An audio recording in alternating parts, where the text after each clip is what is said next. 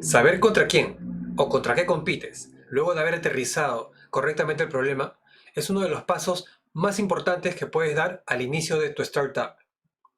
La competencia hoy en día, o desde el punto de vista de una startup, no se enfoca como tradicionalmente se hacía, a través de un FODA o a través de una matriz en la cual pudieras tú combinar las debilidades con las fortalezas, con las amenazas y las oportunidades. Una startup no tiene tiempo para eso, porque tiene que rápidamente validar aquello que le indica como problema el mercado y la solución que se tiene en mente. La mejor manera de poder resolver cuáles son las fortalezas o cuáles son las debilidades de tu competencia y poder adelantarte a ello y superarlo es a través de las funciones que tu competencia, que la competencia de tu solución está desarrollando y ver cuáles de ellas pueden ser superadas. En el capítulo de hoy, de 100 días de Startup, día 2, veremos cómo poder comparar las funciones de la competencia de tu solución con las funciones que tú eres capaz de desarrollar. De esa manera vas a poder construir todo un mapa de fortalezas, todo un mapa de características únicas en tu solución que cuando se lance al mercado sean fácilmente reconocidas y diferenciadas frente a los demás. Vamos a por ello.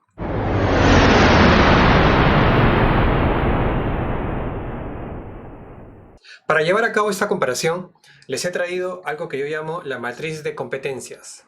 ¿Qué es esto? Es básicamente un Excel que te permite navegar en diferentes funciones que puedas clasificar dependiendo de la categoría en la que te desarrollas. Si la solución, por ejemplo, es una solución del tipo digital, vas a poder tú enumerar aquellas funciones que son valoradas por el usuario o por el cliente de este tipo de tecnologías. Básicamente cuando interactúa con la aplicación móvil o con la plataforma o con algún tipo de solución intermedia que se esté desarrollando. Si es un producto físico, si es un dispositivo, igual, las funciones van de acuerdo a las características intrínsecas o a las funcionalidades que este producto tiene en el mercado o va a tener en el mercado. ¿Cómo se maneja esto? Esta matriz lo que te permite es, primero, identificar qué funciones tú consideras que son importantes o a través de la investigación que has realizado sabes que son importantes y a partir de ahí poder hacer la comparación de cuáles son los principales activos de tus competidores frente a esas funciones y cuáles podrían ser las funciones que tú más necesitas desarrollar o que necesitas desarrollar primero. Porque eso lo veremos en capítulos siguientes. Cuando uno lanza el producto mínimo viable, que es básicamente el producto que tiene mucho más capacidad para ser comercializado y para monetizar que otras versiones, antes tiene que pasar por la prueba de concepto. Y este POC, o la prueba de concepto, no es otra cosa que lo que tú lances como producto mínimo viable o como plataforma para monetizar, pero a un 15%. Y en este 15%, donde tú intentas probar cuáles van a ser tus early adopters, aquellos usuarios que se suban primero a tu solución, o aquellas personas que contribuyan para, a través de usar tu solución, decirte qué va bien y qué va mal, en ese 15% debes de colocar aquellas funciones que son las más importantes de tu categoría. Solo las más importantes. Usualmente son 3 o 4, no pasan de 10 funciones que rápidamente el usuario, cuando descarga el aplicativo móvil o cuando se loguea y registra ingresando a tu plataforma, puede rápidamente ver y asociar con el problema que quiere resolver. Para ayudarte a entender esas funciones, esta matriz de competencias te sirve. Es una matriz de competencias que incluso tiene dos tipos de fortalezas. En esa matriz de competencias vas a poder cubrir dos aspectos importantes de las preguntas que te haces en lugar de una. La primera es, ¿qué es lo que tiene mi competidor que yo no tengo y debería tener? Porque obviamente el mercado lo reclama. Y lo segundo es, ¿con qué funciones, características debería yo de empezar este 15% de mi prueba de concepto antes de pasar al desarrollo del producto mínimo viable? Que es, como les digo, el que se tiende a monetizar con mayor fuerza. Les cuento cómo funciona. El caso que presento aquí es un servicio de delivery manejado a través de una aplicación móvil o de una plataforma. Lo vemos alrededor nuestro todo el tiempo, ¿cierto? Tenemos como presentes a Globo, tenemos presentes a Uber Eats y tenemos presentes a Rappi.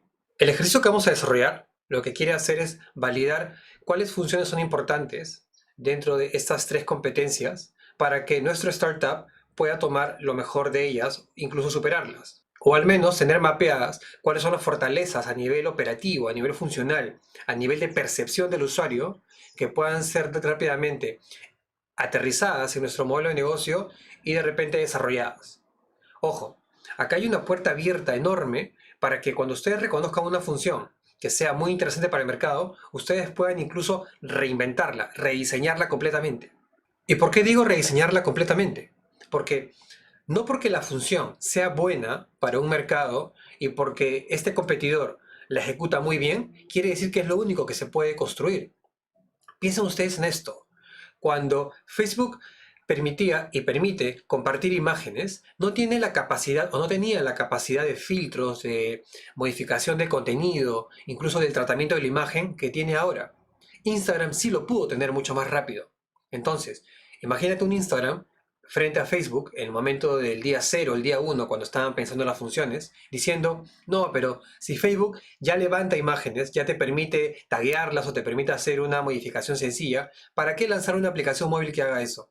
Pero en el momento que ellos entendieron que una función tan poderosa como poder subir una imagen para compartirla podía ser tratada visualmente, digitalmente, de una manera diferente, con filtros, con colocación de imágenes sobre el mismo video, en ese momento pudo originar una reinvención de toda esa función que posteriormente se convirtió en un nuevo mercado. Porque lo que maneja hoy en día Instagram es un nuevo mercado, el mercado del tratamiento de imágenes que comunican. Como ustedes pueden ver, esta matriz es muy sencilla de llenar, pero requiere de investigación. En cada punto en el que ustedes necesiten saber cómo funciona cada una de las características, van a tener que recurrir a una investigación, ya sea a través de la página web o de la aplicación móvil de cada uno de los competidores, o haciendo una investigación en redes sociales, o haciendo una investigación a través de Google, o si no, preguntándole a la gente que usa la plataforma qué piensa de esa función o no. Lo primero que se hace es en las primeras columnas colocar cuáles son las funciones que ustedes van a querer comparar, porque entienden que esas son las funciones principales o más valoradas por los consumidores que usan todas las plataformas, todas las aplicaciones móviles de la categoría. El fin es uno solo y el problema es que la gente quiere tener los productos que compra de la manera más rápida en su casa y con facilidades para el pago. Es decir, que casi puedan pagarte en efectivo si ellos pudieran, si te tuvieran enfrente. Entonces, frente a ese desafío, yo he colocado algunas funciones que son reales, que actualmente la categoría está manejando, y vamos a ella. Por ejemplo, una función que es importante en la categoría en la que se desarrollan las aplicaciones móviles de delivery es que la forma de registro, la forma en la que el usuario nuevo ingresa a la plataforma o a la aplicación móvil sea muy sencilla, el onboarding. Si tú permites a un usuario, cualquiera, así sea un usuario que tiene mucha familiaridad con las aplicaciones móviles, como aquella que no, aquella persona que es nueva en el tema digital, pero aún así, siendo nueva en conocimiento digital, puede fácilmente descargar tu aplicación, loguearte, registrarte, llenar un perfil y luego generar todo este viaje en las diferentes funciones de tu plataforma para finalmente pedir algo por delivery, entonces está siendo muy bueno. La primera descripción de funciones que tienes que hacer es básicamente, si estamos hablando del onboarding, digamos cuántos pasos toma que una persona se registre en tu plataforma o en tu solución. Por ejemplo, a Globo le puede estar tomando 5 pasos. Digamos que a Uber Eats le está tomando 4 pasos y a Rappi le está tomando 3 pasos. Entonces, tú tienes que saber interpretar tu startup, tu aplicación móvil, cuántos pasos va a demandar para que cualquier persona, como te digo, de cualquier tipo de nivel de conocimiento digital pueda registrarse en tu plataforma. Muchos optan, por ejemplo, por pensar, voy a utilizar 2 pasos o simplemente uno. Si tú eliges, por ejemplo, colocar un solo paso para la gente que se sube a tu plataforma, entonces vas a tener que optimizar mucho de los subprocesos que están ocurriendo para que la persona ingrese. Una manera puede ser que, para que sea un solo paso, le pidas a la persona solamente el correo electrónico y su nombre, o solamente el correo electrónico. Y a medida que la persona va navegando en toda la solución completa o en toda la forma de elegir qué tipo de delivery quiere, cómo quiere pagarlo, tú tengas una nube que acompañe esa información o ese despliegue y vayas solicitando diferentes datos. O por ejemplo, a medida que yo elijo un producto u otro, automáticamente tú capturas ese comportamiento y eso termina por completar el registro. Otra función que he elegido, por ejemplo, es qué tan sencillo es el layout, es decir, la distribución de tu solución frente al entendimiento del usuario. Es decir, es intuitivo entender que el menú se despliega, es intuitivo entender que la información va a fluir y va a navegar a medida que yo clique o coloque el cursor sobre la imagen o sobre la información, o más bien es muy duro de entender eso y la gente no llega. Algo que ocurre aquí es que las tres comparten casi el mismo nivel. Y lo que puedes tú aquí decir, incluso puedes plantear es qué nivel de complejidad para entender el layout tiene uno. Aquí vas a colocar, por ejemplo, que Globo tiene un nivel medio para entender el layout y para entender dónde está ubicada cada cosa. Uber Eats puede tener un nivel bajo, porque de repente lo sientes mucho más corporativo, mucho más empresarial, no sientes que hay una aplicación que se mueva a medida que tú navegues. Puedes entender que Rappi, por ejemplo, también es media. Y lo que tú quieres es más bien que la gente perciba que tu interacción de layout frente a lo que quieren buscar es muy alta. Es decir, que aparentemente cada vez que yo navego a través de la distribución cambia, las imágenes cambian, los elementos cambian a medida de que sabe la plataforma qué es lo que yo estoy buscando. Entonces se vuelve muy intuitiva y hasta predictiva. ¿Cómo se puede lograr eso? Hay diferentes mecanismos llevados por código para que la aplicación móvil sepa hacia dónde es que yo me quiero dirigir antes de que yo cliquee o antes de que yo mueva el cursor. Entonces, esa es una forma también en la que tú puedes destacar qué tipo de funcionalidad o de función específica te interesa más desarrollar para los usuarios nuevos que vas a recibir en la prueba de concepto. Entendiendo cómo se juega esto, les voy a ir describiendo, por ejemplo, otras funciones y las diferentes combinaciones que se pueden tener. Por ejemplo, qué tan sencillo es ordenar comida, qué tan sencillo es una vez que yo veo algo que me gusta, que quiero pedir, que quiero comer, ordenarlo. Es decir, tengo que pasar por cuántos pasos, puedes tomar el ejemplo anterior, 2, 3 pasos para pedir, o de repente no es tan intuitivo entender el despliegue de información. O vemos que la manera en la cual las aplicaciones móviles o las plataformas me sugieren la comida y las especificaciones técnicas de la comida, o los detalles con respecto a cómo ha sido realizada la comida y cómo yo puedo ordenarla, es muy compleja o es muy simple, como en el caso anterior, donde teníamos que la simpleza para pedir comida va desde baja, media y alta. Algo que yo recomiendo cuando pasa eso, cuando tienes algunas funciones que no te quedan claras y que tienes que investigar mucho más allá de que hayas visto en el buscador cuáles son las palabras claves o la información con respecto a las funciones, que hayas visto en redes sociales o que la gente piensa con respecto a esas funciones, siempre es importante tener a la vista los sitios web o las aplicaciones móviles de las 3 o 4 o 5 tecnologías que estás evaluando y contra las que quieres competir. Por ejemplo, para entender qué tan sencillo es ordenar algo, puedes tú tener siempre a la vista el portafolio, por ejemplo, de Globo y ver, por ejemplo, que Globo resalta o destaca las fotos cuando yo paso el cursor. Puedes tener también la opción de Uber Eats para que veas que Uber Eats es mucho más estático y lo que te permite es, una vez que ves las categorías o una vez que ves cómo están organizados los productos, puedas ingresar y navegar más. O en el caso de Rappi, por ejemplo, igual tienes categorías, pero cuando quieres pedir algo no es directo. Entonces tienes que navegar en una subcategoría antes de llegar y te hacen preguntas como por ejemplo en dónde estás localizado para, me imagino, personalizar mucho más la búsqueda, pero interrumpe el proceso de navegación. Compara esto, por ejemplo, contra lo que pasa aquí en Globo, donde automáticamente una vez que yo presiono el local o el lugar de donde quiero que mi comida salga y venga, rápidamente ya me dice cuáles son las opciones y tal vez sea mucho más fácil y mucho más ligero de pedir. Y se convierte en una forma mucho más sencilla de ver cuáles son las funciones específicas que tú quieres superar frente y comparándolas entre ellas. Otras funciones, por ejemplo, que yo he elegido y que tal vez para esta categoría serán importantes, de manera que tú entiendas cómo se deben clasificar las funciones y cómo debes evaluarlas, siempre pensando en que esta columna verde es tu startup y a medida que tú vayas evaluando las diferentes funciones deberías ir asignando valores en tu columna propia para que así puedas saber qué es aquello que puedes realizar y desarrollar rápido y aquello que te va a costar un poco más de tiempo. Vas a encontrar otras, por ejemplo, como que tú puedas elegir el método por el cual el producto va a llegar, si quieres recogerlo en tienda o si quieres que efectivamente llegue al lugar donde tú vives o al trabajo o que tú puedas elegir libremente la ubicación exacta donde estás y que te llegue ahí. En este caso, la función tendría que ser evaluada básicamente en cuántos métodos te da. Yo puedo decir que, por ejemplo, Globo me puede dar 7 métodos para eso, Uber Eats me puede dar 12 métodos y Rappi me puede dar 4 métodos.